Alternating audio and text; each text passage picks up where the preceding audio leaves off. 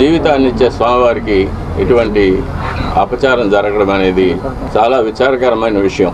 Tirupati laddu controversy మీకు తెలిసిందే కదా, దాంట్లో యానిమల్ ఆయిల్ వాడారని ప్రచారం అయితే జరుగుతుంది.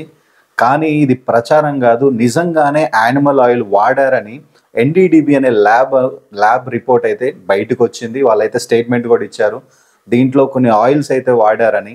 సో యాక్చువల్లీ ఇంతకుముందు తిరుపతి లడ్డు నెయ్యి ఎక్కడి నుంచి తీసుకునేవాళ్ళంటే కర్ణాటకలో నందిని అనే వాళ్ళ ఫుడ్స్ ఏదో ఉంటుంది. సో వాళ్ళ నుంచి అయితే గత 30-40 సంవత్సరాల నుంచి వాళ్ళ దగ్గర నుంచే నెయ్యి తీసుకుంటున్నారు. కానీ గత వైసీపీ ప్రభుత్వం 5 ఏళ్లలో వాళ్ళని పక్కన పెట్టేసి ఎవరో తెలియని ముక్కుమొహం తెలియని ఎవరో వాళ్ళ నుంచి నెయ్యిని అయితే తీసుకున్నారంట.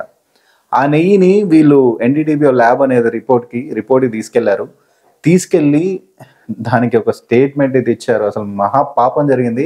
దాంట్లో కొన్ని సన్ఫ్లవర్ ఆయిల్ వాడారు, కొన్ని సీడ్స్కి సంబంధించిన ఆయిల్స్ వాడారు, సన్ఫ్లవర్ ఆయిల్, పామ్ ఆయిల్ అని కొన్ని ఆయిల్స్ వాడారు. అండ్ ముఖ్యంగా దీంట్లో బీఫ్ ఆయిల్ వాడారు, అలాగే ఫిష్ ఆయిల్ వాడారు, అండ్ అలాగే పంది కొవ్వు నుంచి వచ్చే ఆయిల్ అది కూడా వాడారని వాళ్ళైతే రిపోర్ట్ ఇచ్చారు.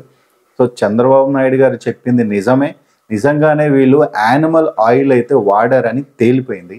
సో దీనికి వైసీపీ ప్రభుత్వం మేమేం చేయలేదని చెప్పుకుంటుంది. దొంగ ఎప్పుడు దొంగ అనుకోడు కదా. సో ఇలాగే జరిగింది. ఇది మహా పాపం. మనకి అక్కడ పనిచేసే ఒక పూజారి కూడా దీని గురించి ఒకటి మాట్లాడారు. ఇవి ఒకసారి చూడండి. మనకు జీవితాన్ని ఇచ్చే స్వామివారికి ఇటువంటి అపచారం జరగడం అనేది చాలా విచారకరమైన విషయం. ఇవన్నీ చూసే పాపం కూడా మనం చేసామా అనిపిస్తుంది ఒక్కొక్కసారి. దీన్ని ఎన్నోసార్లు అప్పటి ఈఓ గారికి, చైర్మన్ గారికి దృష్టికి తీసుకెళ్ళి ఇలా ప్రసాదాల నాణ్యత సరిగ్గా లేదు, ముందులాగా లేదు, ప్రసాదాల పరిమాణాలు స్వామివారికి సరిగ్గా నివేదన కావడం లేదు, సరైన ఆగమ ఉక్తమైన కాలాల్లో స్వామివారికి నైవేద్యాలు జరగడం లేదని ఎన్నోసార్లు దృష్టికి తీసుకెళ్ళాం. కానీ లాభం లేకపోయింది. దీనికి మరొక కారణం నాది ఒంటరి పోరాటం అయిపోయింది. ఈ 5 ఏళ్ళు నిరభ్యంతరంగా ఈ మహాపాపం జరిగిపోయింది. ఒక సైంటిస్ట్గా ఈ నెయ్యి యొక్క పరీక్షల యొక్క ఫలితాలు కూడా నేను చూశాను, ల్యాబ్ రిపోర్ట్స్ చూశాను. ఇందులో కూడా వెజిటబుల్ ఫ్యాటు, అనిమల్ ఫ్యాటు, జంతువుల యొక్క కొవ్వు పదార్థం, స్థావరాల యొక్క జంగమాల యొక్క కొవ్వు పదార్థాలు కలిసినట్టుగా ల్యాబ్ రిపోర్ట్ను చూశాను. గత 5 ఏళ్లలో ఎంతమంది లడ్డు దైవంగా భావించి ఎంతమంది తినుంటారు, అసలు భక్తితో వెళ్తారు తిరుమలకి. ఈ ఇండియా మొత్తం ఇది ట్రెండ్ వైరల్ అయిపోయింది. తమిళనాడు సైతం బాగా వైరల్ అయిపోతుంది. సో ఇలాంటి మహాపాపం అసలు అక్కడున్న ఈవో ఆయన ఏం చేస్తున్నాడో కావాలని చేశారు. ఎందుకంటే జగన్మోహన్ రెడ్డి గారి కన్వర్టెడ్ క్రిస్టియన్ కాబట్టి సో ఇలాంటి కొన్ని జరిగినాయి. అండ్ కొండపైన కూడా వీళ్ళు క్రిస్టియన్స్ ప్రచారాలు పెట్టారు కొన్నిసార్లు. దాని గురించి కూడా చాలా న్యూస్ వచ్చినాయి. అసలు వాటి గురించి పట్టించుకోవాలా, వీటి గురించి పట్టించుకోవాలా, అప్పుడు ఏం అర్థమయ్యేది కాదు. సో చాలా ప్రచారాలు జరిగినాయి. అండ్ అక్కడ ఉన్న వాళ్ళు కూడా ఇప్పుడు అందరు బయటకు వచ్చి చెప్తున్నారు నిజంగానే ఇది యానిమల్ ఆయిల్ వాడారు, నాణ్యత లేదని మేము ఎన్నో చెప్పుకున్నాము, కానీ ఎవరు పట్టించుకోలేదని చాలామంది చెప్తున్నారు ఇప్పుడు.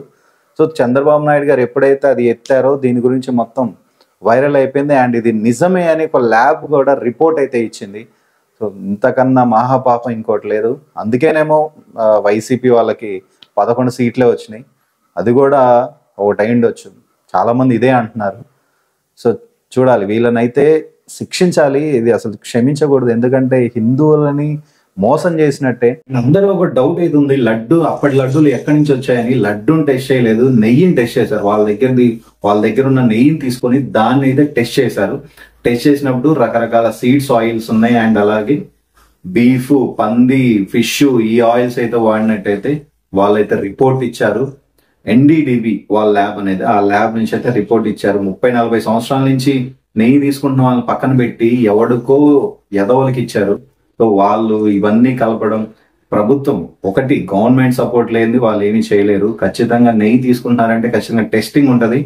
వాళ్ళ గవర్నమెంట్ సపోర్ట్ లేనిది ఇదైతే జరగదు. అక్కడున్న చైర్మన్ కావచ్చు, ఈఓ కావచ్చు, వాళ్ళందరి తెలియకుండా అయితే ఇది జరగదు. ఖచ్చితంగా తెలిసే ఉంటది, తెలిసే ఇదంతా జరిగింది. సో చూడాలి మరి కేసు ఎలా అవుతుందో, ఖచ్చితంగా వీళ్ళని శిక్షించాలి. ఇది మాత్రం విడిచిపెట్టేది కాదు, ఎందుకంటే హిందువులని మోసం చేసినట్టు ఇండియా వైడ్గా ఇదైతే వైరల్ అవుతుంది. వీళ్ళనైతే ఖచ్చితంగా శిక్షించాలి.